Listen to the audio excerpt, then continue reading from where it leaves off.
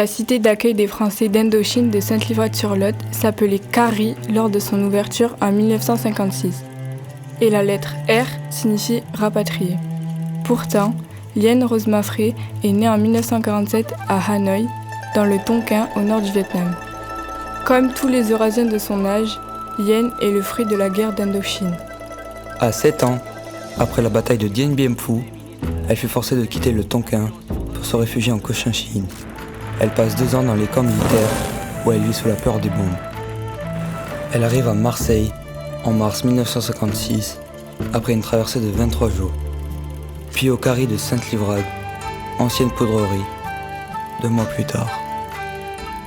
Cette petite fille de 9 ans se disait « Je n'ai plus de patrie ». Le camp a été renommé Kafi une dizaine d'années plus tard pour faire référence à la nouvelle expression « Français d'Indochine ». Ce qui devait être temporaire existe encore aujourd'hui.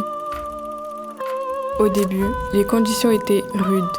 Plus de 1100 personnes sont arrivées dans ce camp, dont une majorité d'enfants.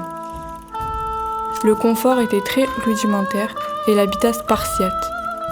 Ces rapatriés n'ont pas demandé à quitter l'Indochine.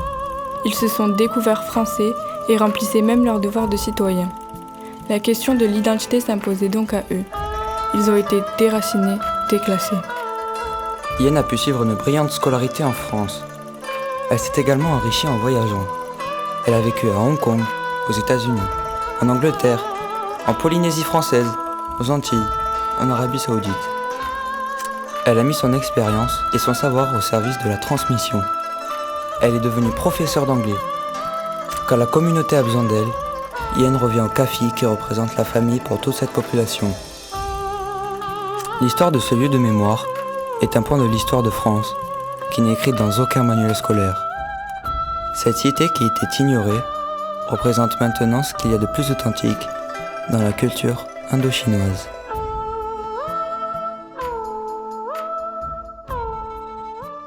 Viva, viva, viva, viva, viva, viva,